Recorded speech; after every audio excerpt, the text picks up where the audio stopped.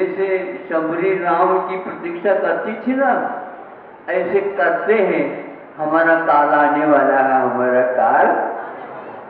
तो काल का अर्थ मृत्यु ये होती है। उसके जीवन में कभी भी कार्य निष्पादित नहीं होगा, क्योंकि केवल काल के द्वारा उत्पन्न नहीं होता और न ही केवल बीज के द्वारा भी उत्पन्न नहीं होता। आज दिन के लिए मानव अंकित होने के लिए अपेक्षित है, बीच में उसको देखने के बाद मन करो। ये बचपना माना जाता है।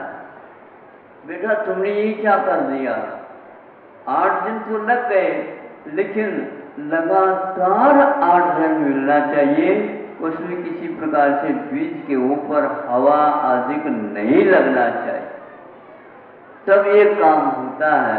इसलिए बीज बोने के उपरांत ऐसे ही उस गड्ढे को नहीं छोड़ा जाता है, किंतु उसको साफ करते हैं, समतल बना देते हैं, रोपा तो लगाते हैं, गिन करके उसमें डालते हैं और उसको ठीक कर देते हैं।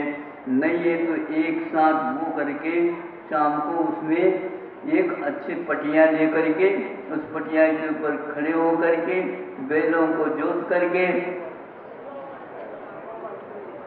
क्या कहते हैं उसको, तो ये तो बुंदेलखंड की बात हो गई, हमने दक्षिण की बात आपके सामने रख दी।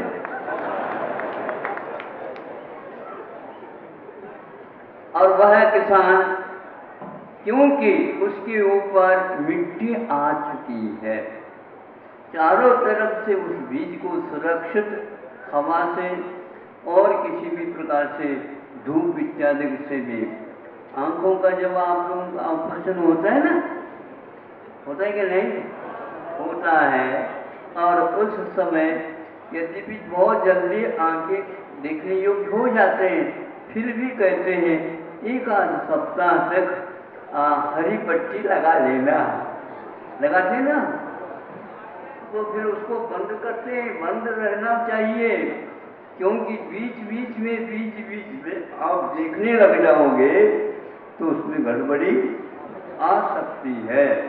इसलिए लगातार 8 दिन का, जैसे आंखों की पट्टी आप हटाते नहीं, उसी प्रकार प्रत्येक कार्य के लिए सामान्य रूप से जो काल होता है वो होता है, लेकिन वह केवल काल ही काम नहीं करता, किंतु उसके साथ साथ उद्यम और अन्य कारणों की भी नितांत आवश्यकता है।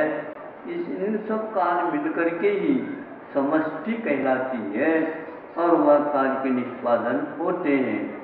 आप लोगों को केवल घड़ी की ओर नहीं देखना है, कसरत परिश्रम कैसा हो रहा है, उसकी गुणवत्ता कितनी है और वह कितने पौष्टिक पदार्थों के साथ हो रहा है, यानी प्रत्येक कार्य की पुष्टि के लिए उसको योग्य कारणों की आवश्यकता पड़ती है। बीच बीच में जल्दी नहीं देखते, किंतु उसमें पूरे के पूरे समय देना अपेक्षित होता है। आप लोग काल तो लगाते हो, महाराज जी तो 32 वर्ष हुए नहीं, 32 वर्ष हो गए, एकाध कम नहीं है अभी, कम भी हो तो भी हम पूर्ण कर देंगे उसको।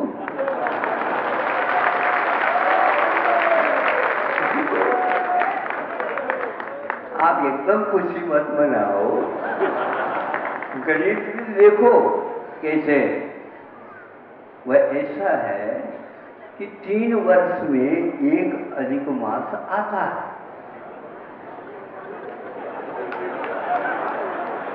3 वर्ष में, हाँ, अब वह आपको 32-35 वर्ष तो हो ही गए, अब वो 3 से उसको गुणे कर लो, 3 वर्ष में 1 माह, 3 वर्ष में 1 माह, 3 वर्ष में 1 माह, इस प्रकार एक अधिक मास को उसमें मिला दो तो पूर्ण हो जाएगा।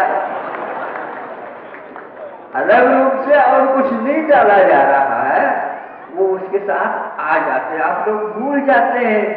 आप ही क्या दीपाई मुनि जैसे भूल गए, इसलिए गड़बड़ी हो गए। जल्दी नहीं किया करो, गिनती तो आती है लेकिन ये भी एक गिनती है। 3 वर्ष में 1 माह आता। सुनते हैं कभी कभी 1 मास क्षय भी होता बताते हैं। अभी तक हमने पढ़ा नहीं कहीं, लेकिन अच्छे व्यक्ति के मुख से सुना था कि क्षय मास भी होता है अधिक मास के अनुसार। अब वो क्षय मास कब आता है, क्या आता है, उसकी गणित अलग होगी। तिथि क्षय तो हमने भी सुना है, तिथि बढ़ना, तिथि का घटना और मास का बढ़ जाना, ये सब हो जाता। लेकिन आज तक वार कभी बढ़ा नहीं और घटा नहीं। सुन रहे हो नहीं? यदि वार घट जाए तो बाजार का दिन घट जाए तो यही नहीं, किंतु वार तो घटेंगे नहीं, तिथि और मिति घट सकते हैं, किंतु क्षय एक मास का भी होता, ऐसा कहा। जो कोई न कोई नियम होते हैं बहुत काल के उपरांत। एक हुंडाव सर्पनी जैसे काल आ जाता है और वह हुंडाव सर्पनी काल में अनुभूति बात सब बातें होने लग जाती। उसी प्रकार कालक्षय में 1 मास का जो क्षय बताया वो विशेष कोई कारण निमित्त से होता हो और वह घटित हो जाता। तो हमें काल के बिना कार्य नहीं होता, लेकिन काल के द्वारा नहीं होता, ये ध्यान रखना। ये एक पॉइंट है, एक महत्वपूर्ण बिंदु है। काल का होना तो आवश्यक है, लेकिन काल में होता है, लेकिन काल के द्वारा में नहीं। उसके लिए हम साधकतम विभक्ति का प्रयोग नहीं कर सकते। उपादान कारण के द्वारा और शेष जो निमित्त हैं, खाद, पानी, हवा आदि आदि मिलने से वह अंकुरित होता है। लेकिन अंकुरित होने के लिए योग्यता भी उसके पास चाहिए। यदि वह योग्यता समाप्त हो गई है तो वह अंकुरित नहीं होगा। किंतु काल भी अपेक्षित है। जो व्यक्ति काल द्रव्य को नहीं मानते उनके लिए भी आचार्य ने कहा वर्तना परिणाम क्रिया परत्मा परत्वी च कालस्य अयम अनुग्रह। ये काल का अनुग्रह है, उपकार है कि आपके लिए इस प्रकार के सारे चीजें परिवर्तित होकर के मिल जाते हैं। अब आप कार्य तो करते जाओ और काल की ओर मत देखा। हो गए ना, ये देखते रहो तो सामायिक भी हो गए ना। तो सामायिक में आपको पंचपरमेष्ठ की आराधना करना है।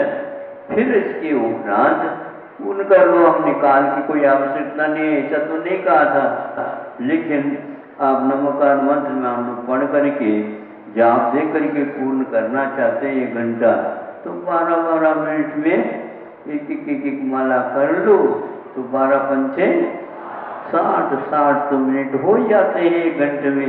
घड़ी की कोई आवश्यकता, लेकिन काल का अभाव है ऐसा तो हमने नहीं कहा।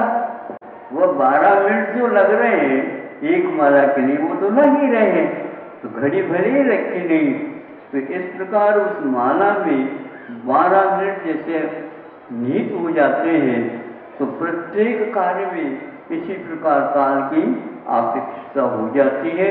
किंतु काल अमूर्त होने के कारण हम उसकी प्रतीक्षा नहीं कर सकते, बल्कि इस विकल्प न हो जाए इसलिए आचार्यों ने कालस्तु हेय ऐसा भी कहा गया है।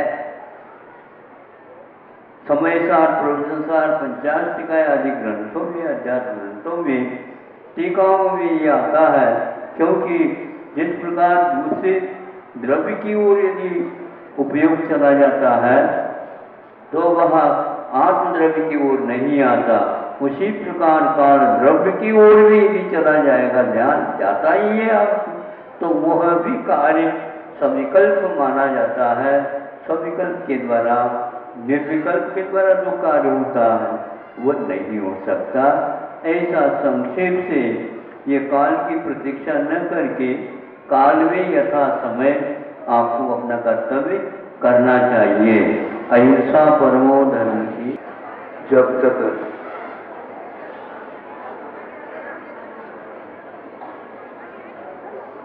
अग्नि आदि का अस्तित्व बना रहेगा तब तक यह यहाँ धर्म कर्म चलता रहेगा। और जब अग्नि आदि का अभाव हो जाएगा तो धर्म कर्म आदि जितने भी कार्य हैं वह नहीं हो पाएंगे, ऐसा शास्त्र का उल्लेख है। धीरे धीरे करके यह एक प्रकार से प्रलय की ओर धरती जाएगी। अब अग्नि क्या वस्तु है ये बताया गया है और आपको ज्ञात भी है। कोई भी पदार्थ अग्नि के सामने ठीक बच नहीं पाएगा, वह सबको जला देती है। लकड़ी को भी जला देती है, लोहे को भी जला देती है, को भी डराना नहीं। क्या सुन रहे हो? स्वयं डरना नहीं और दूसरे को डराना भी नहीं। जो व्यक्ति डराता है वो सर्वप्रथम डरपोक होता है। नहीं समझे? सर्प को डरा रहा है तो लकड़ी लेकर के क्यों जाते हो? ये ध्यान रखो, सुन लो। सर्प मेरे ऊपर मत, मेरी ओर खिसको नहीं तो तुम्हें दंड दिया जाएगा। जब वो फुस कर देता है फिर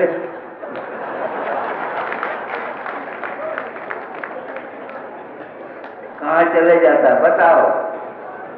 तो डराने के लिए तो लकड़ी ले रखी है। वो जब वो भी आ जाता है तो लकड़ी फेंक करके वो चला जाता है। उसका अर्थ ये है आकस्मिक भय भी है और भय भी उसके पास है, अभय नहीं होता। इसलिए हमारे भगवान अभय दान देते हैं, न स्वयं डरते हैं और न किसी को डराते हैं। किंतु आप लोग तो दुनिया को ही डराने में लगे हुए ताकि हमारी रक्षा हो जाएगा, तीन काल में नहीं। जो डरता है वो डराता है, जो स्वयं मरता है और दूसरे को मरवाता है। बात ये कही है। कैसे मरा जी?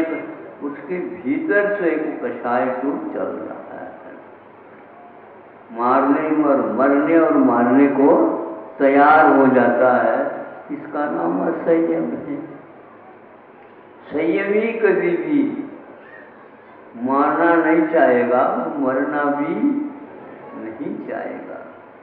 तो आप इस बात को सोचो, संयम के बाद मरने और मारने के भाव समाप्त हो जाते हैं। इसी का नाम अभयदान है। आप अभयदान देना चाहो तो संयम के माध्यम से देख सकते हो। वैसे भाव तो कर सकते हैं, लेकिन भाव का करना वह भाव नहीं, किंतु प्रयोग का करना एक प्रकार से उसका वर्तमान में भाव रूप परिणमन हो जाता है। इस प्रकार हम ग्रंथों के स्वाध्याय के माध्यम से गुरुओं के उपदेश सुन करके और धीरे धीरे प्रयोग करते हैं तो जीव मात्र की रक्षा के लिए भी हमारे भीतर वो भाव हो सकते हैं। शरीर भले ही दुबला पतला क्यों ना हो और मरना संग भी क्यों ना हो, तो भी वह कहता है मरना तो पक्का है, मैं नहीं मरता, किंतु शरीर चला जाता है। मिला है तो चला जाएगा, दूसरा मिलना तो वो भी पक्का है। ये हमेशा के लिए टूट जाए तो इसके लिए यही एकमात्र है, दूसरे को मारना नहीं और स्वयं के लिए भी मरने के रूप भाव नहीं करना। अपने स्वभाव के बारे में सोचना, अनादिकाल से आत्मा रही है, आगे भी रहेगी, ये विश्वास होगा तो पक्का है शरीर छूटता है और शरीर को पुष्ट बनाने वाले पदार्थ छूटते हैं, तो उसमें उस वियोग में उसको शोक नहीं होता और नहीं होना चाहिए। इस प्रकार आपको यह बात बता दें, अग्नि के माध्यम से सब कुछ जल जाते हैं, गर्म हो जाते हैं, किंतु बर्फ की भांति आत्मा दुनिया में कुछ भी घटित हो जाए तो भी वीतराग विज्ञान को कोई भी पसीनात नहीं आता है, क्योंकि वह स्वभावनिष्ठ है।